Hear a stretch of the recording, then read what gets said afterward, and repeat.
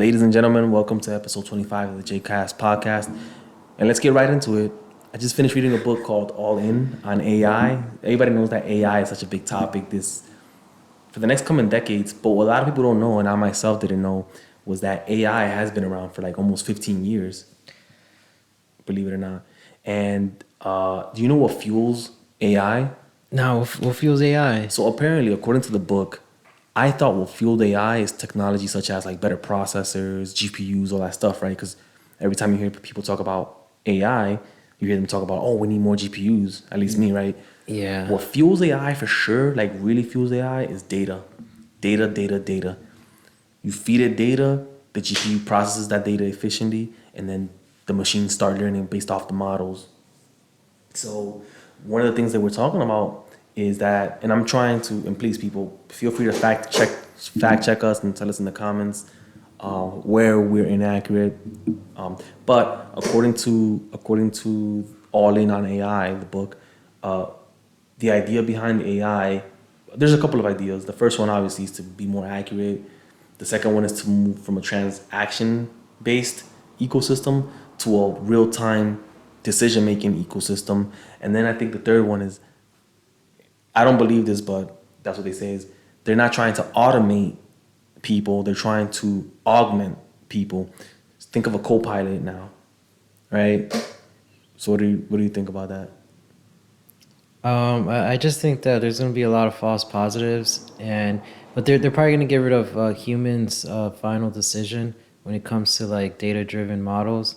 When they notice that the error percentage of a human's higher than the actual AI. So at that point, it's like even if the AI messes up, it's better than a human. So that's my thoughts on that. And the companies that are the most, a lot of people think that tech companies are the companies that are most primed to become AI driven, AI fueled. Yeah. But in reality, it's not. In reality, the companies that are more primed to be AI fueled are companies with large amounts of data collection, Like Tesla. like maybe Tesla, but hospitals and banks, right? And the thing about that is that hospitals are, for obvious reasons, and by law, have to be more strict with how they handle the data, right? Banks don't. So banks are more agile and they're more flexible in being able to like manage customer data in such a way that they can feed it into an algorithm and then start using AI more effectively that way. So for example, you shop, here are your shopping habits, you shop here on these days, you shop here on those days. Based on real-time data analytics, you divert it. Based on the real-time data analytics and the models that we have for you, you divert it on Wednesday. So now that raises a red flag. Instead of having somebody sit down and kind of like get emails saying, oh, here's this person who did this. Nope, now it's, here's a red flag. Do you want to deny or allow the transaction? Yeah. It's real-time analysis. Have you ever tried like doing like a Zelle payment or any transaction and then the bank, you get like a message to approve or disapprove? All the time with new people. Yeah. Or like, yeah, with new people as well. I know I've gotten that, especially also if I try to take a certain amount out of my bank as well. I get a notification. Or if I try to Zelle someone, and it might be a third party that might have had some sort of reporting done on them or something. They might have done some scamming or something. Yeah. And then for that, you would actually have to like talk to an actual like person. So they escalate it from approval, Right. and then once it gets approved, it gives you secondary saying, sorry, we couldn't approve it because due to the reputation of the person you're trying to send money to, and then you have to like talk to a human being, and they record you. No, it's good. So yeah, so it's pretty good.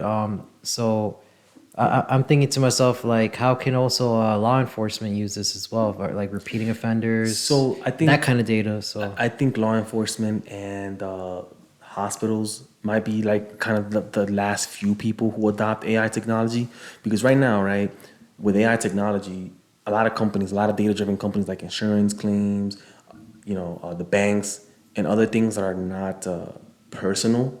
Yeah. For that, in that like a socially questionable in that regard, it's easy for them to do to use your data and AI as they want. But whenever you're dealing with police officers, now on top of trying to deal with how you manage that data. Now you got to deal with the ethics behind the data. You got to make sure that the AI isn't not biased, right? And the problem is now, and what do we mean by that? Basically, let's say you feed data. Let's say you feed crime statistic data to AI, right? Yeah. Well, if you do it in an irresponsible way, the models are going to show that a certain demographic group of people tend to be more violent than another. Yeah. If you just go out and build applications based on the solution, based on the results of those models, without taking into account the social aspect of that, that's irresponsible uses of AI. So AI still has a lot of work to do, and believe it or not, a lot of it has to do with the social department more than it has to do with the technological department for the most part. Because Yeah. it seems like they have their arms wrapped around pretty good AI. They have data scientists, data engineers, all that stuff, and they already kind of have systems in place to feed data into machine learning algorithms so that they can make decisions. Do you think like all those like big tech companies have their own like business intel like operations, or like running their own not true AI but their own like machine learning algorithms to see like the productivity of the company and like which direction they should go So that's another thing too, towards? right? According to the book, a lot of the AI initiatives and goals, like the big ones, they're Yeah. customer facing. They're not so much internal business facing. They're not. They're trying to make profit off of it. It seems like as quickly as possible. But how about their yeah, I got you. I got you. I mean, I was gonna say like if it's like a company that's providing services and stuff, yes. but if they're providing a certain service that like They want to profit off of it immediately, and so they focus in on the customer. Okay, how can we collect as much data on the customers, right? To okay, be able to automate certain things, to be able automate, or to be able to have to be able to build models so that we can quote unquote so that we can better serve them, and we can find out what they want, and we can kind of determine what they're gonna need before they themselves even determine it. They're thinking about that. They're not even thinking so much, or the book didn't make an emphasis so much on how to automate certain departments. yeah. Because at the end of the day, I guess you make more money serving the most amount of people first than you do cutting certain parts of the department. I see. Yeah. Eventually, I'm sure they will automate parts of the department, but that right now does not seem to be the focus at the current moment. In the security department, they're trying to do that. They're trying to automate some tasks because for security analysts, you have to be vigilant on a whole bunch of Yeah. stuff as opposed to like a regular sysadmin. I know that a lot of places what they're doing now, they're offering, especially when it comes to security, they're offering like correlation events. So like they're able to kind of like tell a story and see why something happened and how to prevent in the future. Or they could kind of like look for a thing called I think it's called 0 day. So it's like I think it's like an unknown Yeah, vulnerability that no one knows about. really quick for people. When somebody mentions the word 0 day exploit, that means somebody on the outside of the company discovered a vulnerability within the system that this company itself didn't know. So that's basically what a 0 day exploit is. Yeah. So well, I know when it comes to that situation, you might actually need like I think it's like a collaboration between like AI and an actual human Right, right, to right. come to a conclusion. And that's what they're saying. They're saying it's not gonna replace people. I don't believe that. It's not gonna replace people right away. It's just gonna augment them. People talk about AI replacing people, but what people seem to miss, AI will allow companies to grow much faster without the need to add additional headcount. Okay, Yeah. that's the real concern at the moment. That's the immediate concern. Where it's like we have 10 people here, and now we can grow the company 10 times amount, and we don't need to. Obviously, when a company grows, it hires more people, but with AI, you don't have to hire any more people. So you're not taking jobs away. You're not even creating jobs anymore, and that's the real concern. Maybe it could like well it might create new jobs to like support AI or something. That's very plausible, and one of the arguments that I hear that I kind of agree with, Yaron Brooks, he asked somebody this question is, do you think we're more automated now than we were in 1920? And the answer is, of course, yeah, we are. And then he was like, "Do you think we have more jobs now than we did in 1920?" And the answer is, Yeah. "Yeah, of course." So one thing about automation is, or technological advancements, is that it creates opportunities that we haven't even seen before or thought of. So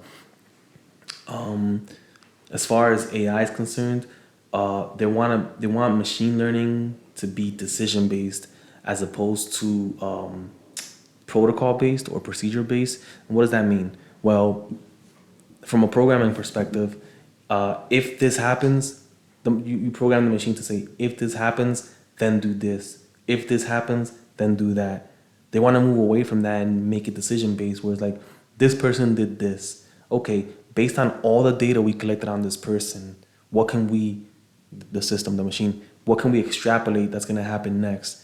And if the models that we use, right, are accurate, we predict based on the models that this is going to happen next, and as a result, here's the actions that we're going to recommend the person to take. That's decision based. That's a decision based model, ecosystem, whatever, versus a predefined, pre-programmed uh, model. Yeah, man. I think the direction we're moving is good, man. I hope that other things get automated too, like when it comes to, I mean, it's already here with the driveless thing. You And know, to be able to find like, the best routes and right, recommend like right, different right, routes and stuff like that. right. And I think I want to see AI really big into the healthcare industry, because I think the healthcare industry has a lot of administrative bloat, Yeah. which drives healthcare expenses to go up. But in the book as well, there's a company, Kroger, as well as other company in Canada. They actually are a supermarket, right? But they also, one of them bought an EHR system actually, and they're trying to use all the data they collected on what the customers purchase to correlate with the health of the customer in the EHR system, and Yeah. then use all that data to create models and then make decisions or help people make decisions as to what they should do, what they should buy, if they want to reach certain healthcare goals. And then they're trying to incentivize them by offering them like discounts, possible health related discounts as well, Wow. healthcare related. And I think that's a good Yeah. idea, to be honest. I think that's one way to fight healthcare costs without government involvement. I think also like those models are being created. They could probably also like sell it to other companies and stuff. So They're not able to afford or to because a lot of the models that I've seen, they're already like predefined models yeah, yeah, that yeah. have been created and they just run in their ecosystem. Right. And a lot of companies are sharing data with each other to Yeah. try to optimize. It's like, damn, this is a lot of data we have to go through. And the other company's like, damn, this is a lot of data we have to go through. And then they Yeah. all put their data together and they kind of share, what have you done so far? Okay, this is what I've done so far. Let me get that. You can have this and things like that. And I think that's awesome. I think it'll be ecosystems within ecosystems. So with that being said, I think AI has a long way to go. Believe it or not, I thought AI was like knocking on the door, but it still has a long way to go. And the reason I say that is because the amount of companies, first off, AI is not like a computer that you just buy and implement and learn how to use. AI involves a lot with collecting data. So some companies that haven't even started doing that yet. Companies, the companies that are really good positioned to take advantage of AI, are big data analytics companies, Yeah. which is why they said that the banks actually took real good advantage of that, and they were able to, using the cloud, leveraging the cloud, and offboarding their private data centers to the cloud, and using AI combined with cloud and compute technology that can scale as quickly as possible. Those companies were able to really, really, really get ahead in AI because of that. But companies who are interested in looking at AI, according to, if I read that correctly, they had to start already collecting data all over the place. Then once you have that data, then you want to feed it into AI or whatever. Then you decide what you want to do with that data. There's also a thing called blue collar AI approach, which is like, all right, what are we doing now? What process are we doing now? And how can we integrate it how can we integrate AI into the process? So it's like a slow burn. Mm. So the book is called All In on AI. I think it's pretty dope. not gonna sit here and tell you that I understood everything the book was saying, but a lot of stuff kind of made sense, like automation versus augmentation. They're not gonna replace jobs, but they're not gonna create jobs. Like companies won't create jobs as they expand, or not. They won't create as much jobs as they expand. Um, Data is gonna be the new currency, Yeah. for companies, because with that data they can tailor services to specific demographics of people to give them what they need, or nefarious to like manipulate their behaviors. Yeah. Yeah, I think AI of course is the future. There's no stopping that. uh, One thing that I did like to see, and I don't know how much I trust this, but a lot of these companies already started AI committees to ensure that that AI is as transparent and as unbiased and is used as responsibly as possible. Microsoft has their whole open AI, not open AI, but like the whole AI thing. But for you to use it, you have to like sign up for it, and they have to like approve you. Oh, really? Yeah, if you want to use AI in your whatever application you're building. The Chat GPT No, or no, no. Like, let's say you're developing a system and you yeah. want to use AI, and you need to use either Azure or something like that, and you go Azure. Yeah. You can't just like, okay, you know how you could deploy a VM, right click deploy VM. You can't just right click deploy AI models. You have to somehow like Get it get approved. approved. Yeah, what are you gonna use it for? What's the goals? Blah blah blah, things like that. So it's pretty interesting, man. It's pretty interesting. Uh, Freaking it's really straight up heavy change. You heard what happened with Russell Brand? Yeah, well, I heard he was getting accused of I don't know if it has to do with the girl or something What do or you think about that? damn, I don't know much about it. I just know that he a lot of like sponsorships dropped him, that he So, moved on to Rumble, and I don't know. So for those of you who don't know, Russell Brand is being accused of doing not good things to females back 10, 15 years ago, I think, or whatever the case is. And they're coming out and accusing him of it now, right? And like you said, labels dropped them, companies dropped them, but whatever the case is, he lost sponsorships and all that stuff over an accusation. yeah, People are celebrating it. People are thinking that's a good thing. It's like, pretend for a second that you've been accused, not convicted, not taken to trial, not found guilty by a jury or your peers, just accused of something, and you immediately lose your livelihood. You immediately lose your job. See, I told people, and other people said the same thing, when they did this to Alex Jones, whether you like Alex Jones or not, everybody was celebrating it because they didn't like him. Well, now they're doing it to Russell Brand, right? And this doesn't help conspiracy theorists become less conspiratorial. And the reason I say that is because Russell Brand, for the past maybe 2 years, 3 years, he's been talking a lot about stuff that one would consider a conspiracy theory and making yeah, a lot of sense out of it. Making a lot of sense out of it, bringing documents, showing up proof and things like that. And now all of a sudden, these accusers come out of nowhere, right? And why didn't these accusers come out in the height of the hashtag me movement? movement. Yeah, Why didn't they come out then?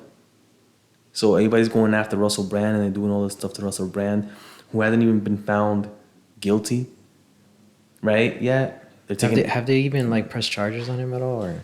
I don't know. I don't know. I don't think so. They're just accusing. It's just accusations now, Oh, right? okay, damn. And this guy is being accused of all these things with no proof. And people will say, well, they were probably scared of, like, look, man, if somebody does something to you, you have to report it. You have to report it because at least in the future, you know what I mean? You have a paper trail. Yeah, Now there's no paper trail. Now it's just hearsay. Now, as uncomfortable as it is, right? And whether people want to accept it or not, I don't care. Innocent until proven guilty, right? You accuse this man of something, you gotta show proof. It sounds almost cold. You know what I mean? yeah, It sounds cold, but at the end of the day, the reason it has to be like that is because you don't want to be accused of something you didn't do and then get treated as if you've been found guilty already. The freak is that? You know what I mean? Yeah. And this guy, and the reason, look, I don't care what anybody's saying. The reason they're coming after Russell Brand, okay, is because he was speaking critically on Ukraine. He was speaking critically on the jab. He was speaking critically on politics, and not in the way people wanted him to, right? Not in the way that showed that he sided with Joe Biden. Not in the way that he showed that he sided with giving money to Ukraine. Not in the way that showed that he sided with people giving jabs.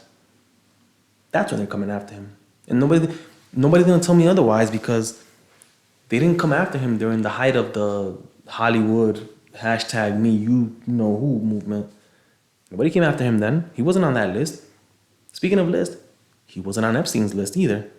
Bill Clinton was. Anybody's accusing Bill Clinton of doing anything and threatening to take his livelihood away. Yeah. It You know, seems like who people else was forgot that? about Bill that list. Gates Yeah. was on it. All these people who were on that list. But this is the only guy who loses his livelihood. The only guy who wasn't on that list. Over accusations, not even over proof. You know what I mean? Yeah. These people are disgusting, bro. You don't have to like Russell Brand. And that's another thing too. People, they come after people you don't like so that you're okay with it. Eventually they're gonna come after you, okay? And there's not gonna be anybody else to protect you because you were Yeah. okay with it. You gotta fight back and you gotta say that this is not okay. You gotta say, show me the proof. Right? Who's the accuser? Well, the identity of the person has to be. No. I think in the United States, you have the right to go to court, right, and find out who is accusing you and face your accuser or face the person you're accusing. Who are these people? Yeah. Where they at? And I'm not condoning if he did do again like anything else. If he did do that, if there's proof come out that she says, "Oh, why did you do that? I was so scared," and he said, "I don't care," then I understand. But there was one lady who came out, I think in the Piers Morgan show. She was like, "Yeah, I hung out with Russell Brand. We went to the hotel or to his room allegedly, and things started getting hot and heavy, right?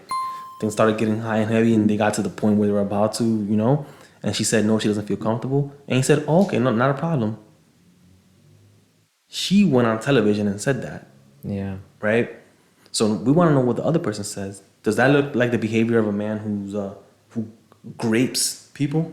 So was it more than one accuser? Or? Yeah, of course, it's always more than one accuser. It'll be 50 by the end of this week. It'll be 50. Yeah. And you know, I'm not saying he didn't do it. What I'm saying is he is innocent until proven guilty. Bottom line, until proof comes out, he's innocent. And you know, a lot of these people are also atheists, right? Because they'll say that they believe that there's no proof, and therefore they make the decision on no proof. Well, stick to those principles now. Stick to those principles now. You don't see any proof, don't make any decisions. Stick to those principles. Damn. It's just the bottom line. Yeah. You know, I don't like, as much as you might not like somebody, I don't like, and I'm not okay with the bending of the law just because it happens to take out somebody I don't like. Yeah. You gotta have more principle than that. You gotta say, no, this is not right. You imagine you lose your livelihood, some random person can just come over here and say you did this to them, and then your job drops you without any proof. Yeah. I'm sure that's happening a lot now too. Yeah, you know, like what the freak, man? Yeah. And the woman celebrating or being okay or kind of happy about this, like, you don't have any sons, you don't have any brothers, you don't have a father. That if somebody accused them of doing something like that, you'd want proof. You wouldn't want them to just be treated like a criminal before they even get convicted, before they even get their day in court. What the freak is wrong with you people, yo? How's that okay? Yeah. I think they're no longer thinking about themselves, but they just think about, I don't like this person, I want them to like suffer or something. It's like a related to the immediate gratification, right? They're not thinking about the future. They want it now, right? They want instant gratification. Yeah, they want this guy to be convicted now. They don't care how. They don't care what laws get broken. They want him gone now. And then in the future, they're surprised when now they're the ones getting convicted or thrown in jail with no evidence. So they didn't think, because it's part of the instant gratification culture. Oh, I see. You get what I'm saying? Yeah. It's like, I don't know, think if you do this, okay, and you want him convicted now without him going to court, if you're okay without him losing everything, without him getting a fair trial, in the future when that happens to you, you're With gonna have to. anything, yeah. But history has shown that it will happen to you. Yeah. It will. It always does. Nobody stop. Nobody stops at, oh, okay, this guy's gone, or you know, they don't want justice, and that's how you know that this doesn't come from justice, because they keep going and going and going and going and making crimes up Yeah. where, or alleged crimes up where evidence is shady at best. You know, somebody does a crime, let's take him to court, and that's it, and let the system handle it. Yeah. But nope, they'll keep looking. First it was Alex Jones, now it's Russell Brand. Pretty soon it'll be some guy who says something they don't like. Some guy who said that Joe Biden is too old to run. Anything. What do you think about the? Because it seems like there's two sides right now, and one side's winning. What do you think about the other side? Why do you think a lot of people are like into conspiracy theorists or like into all these different topics? They don't accuse the other side of things. What do you mean? Accuse them in a way of like, so a lot of things. There's a lot of theories about like UFOs. A lot of theories Oh, about so like look, the jab. they do accuse them. It's just that they get treated as lunatics and pariahs. Oh. They don't own the megaphone. They don't own the media outlets. They're not constantly being shadow banned on YouTube. You know what I mean? They're not constantly having their content taken out of context on other channels. Yeah. Like the conspiratorial people, like the people who said it won't be just 2 jabs. You'll need a whole bunch of boosters. Like the conspiratorial people that said, oh, this is not safe and effective. Like their advertising. Remember Yeah. before it was safe and effective, and it was neither. You know, they do say stuff and they do accuse the other side of doing it, but nobody listens. Nobody listens. Like no one like goes to court or shows the Right, proof. right. Like remember when Kavanaugh was getting sworn into the Supreme Court of the United States, and all these accusers came out of nowhere, and they had to do like a big show and a big trial and all that stuff. Yeah. He's a Republican. When somebody came out and accused Biden of doing something similar, allegedly, you think there was, while Biden was running for office, you think there was anybody setting up courts and stuff like that, and he had to stand up there and explain himself? No. It was written off as some right-wing nut job just said that, blah, blah, blah. You get what I'm saying? Yeah. That's what happens, because you know why? Because they own the megaphones. So they control the narrative. There we go. One side controls the So- narrative, the other one doesn't, and that's why you don't hear as much. So who knows? Like, what is the truth then when it comes to that? Because That's the idea. Look, they're not able to control the truth, but they'll be satisfied in obscuring the truth and making it look blurry. Nobody knows which way is up or down or left or right. Right? Yeah. But the goal is for them to show you a blue piece of paper. You see that it's blue, and for them to tell you that this paper is red. Yeah. And if you don't think that paper is red, you're a conspiracy theorist. That's the first step. And the second step is, if you don't think that paper is red, that means you still have a mind of your own. And we gotta break you or put you in jail because you're dangerous. Do you think like it's happening all over the world, or is it just in the USA? No. So the U.S. It's not happening as bad in the U.S. as it is, let's say, in Europe. You know what I mean? Yeah. But if you read the book 1984, that was the key purpose of it. One of the key lessons in there was they don't care whether 2 + 2 is 4 or 5 or 10. They don't care about that. What they care about is making you believe. Not even you believe, is making you say that 2 + 2 is 5. They care about power. That's what it is. See, yeah. They care about power. Anybody, I think what was it that they said that I read is like a person with power, with enough power, can manipulate reality. Yeah. Type of deal. You know what I mean? Like, I can tell you that thing right there behind you is not there, and it's not there. It's not because it's not there. It's because I have so much power that you're afraid to think and say, "Wait, I do see something there," but no, because it's not there, I don't have to think. There we go. Do you think there's fear behind that as well? It starts out as fear, but then it ends up as just manipulation. They remove your ability to think, and then that's it. Because the thing is, you could only have fear if you think. Ah, You get true. what I'm saying? Because you Yeah. think things through and you start having like, oh wait, what if this happens? What if that happens? But these people, they don't think. You don't think. You don't They have just fear. accept it. Yeah, yeah.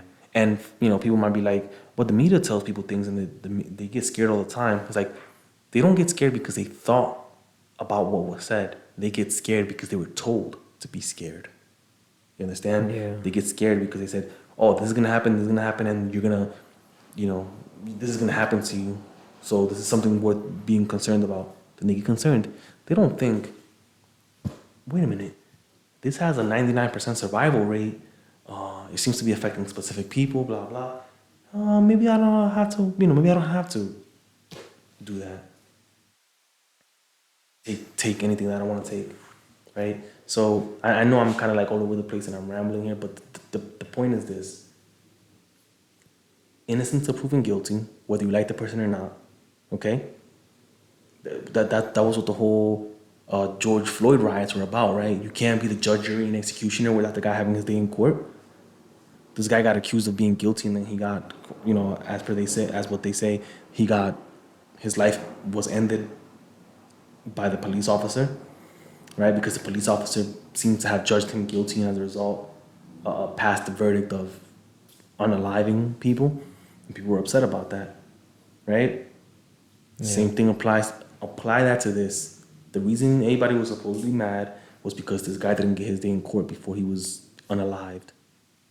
Now this guy's about to be lose his livelihood without getting day in court, but this time it's okay for two reasons: because you don't like the guy, and because you were told to believe that he did these things without evidence. Think about that. Told to believe Yeah. without evidence. It's the same thing they make fun of religious people for believing without evidence. But here they are believing Yeah. this. I think it's just a lot of times it's that they don't like hearing, they don't like what they talk about. They don't like hearing things that kind of like oppose what they think. Exactly. So Exactly. they don't really think about if he's right or wrong. It's I don't like what he's saying and I disagree with him and so he's wrong. Right, right. So It's not the word that they say is I don't like this guy, and therefore whatever he says I don't like either because it comes from this guy. yeah. And that's it. And these guys are what's the word, bozos. Yeah. They're told what's the thing. They're told how to behave, how to act. That's why you have people, nutritionists in Washington, saying that your health is your diet is genetic and not as a result of Like being what you eat. obese. Yeah, yeah, Yeah. that's genetic and not what you, like. It doesn't matter whether hey I exercised and I lost weight and I ate better and I lost weight, because now they lean on, well, you're not a professional, you're not a medical professional, Yeah. you're not a medical I think professional. What that do you know? person is obese themselves, right? The person that was saying that. This person, I don't think she was. Oh, really? I thought it No, I was. think what she was, this is my opinion. I'm not saying that this is fact. I think what she was paid by food companies to say that. Because now if you say, well, if it's genetic, it doesn't matter what I eat or how I exercise. I can just still eat whatever I want, Wow. you Yeah. know? And, people make fun of bro science a lot, but these guys at the gym and the diets and they look, like they're in shape. You want to listen to those guys. Yeah.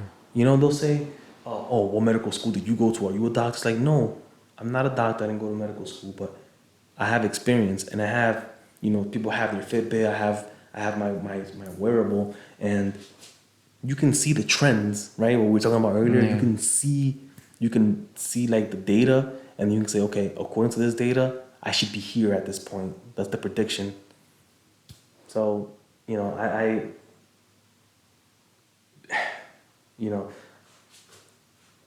science and the media and all that stuff, they became a religion on their own, and the worst kind too, where it's like believe what I say without evidence, right? Yeah.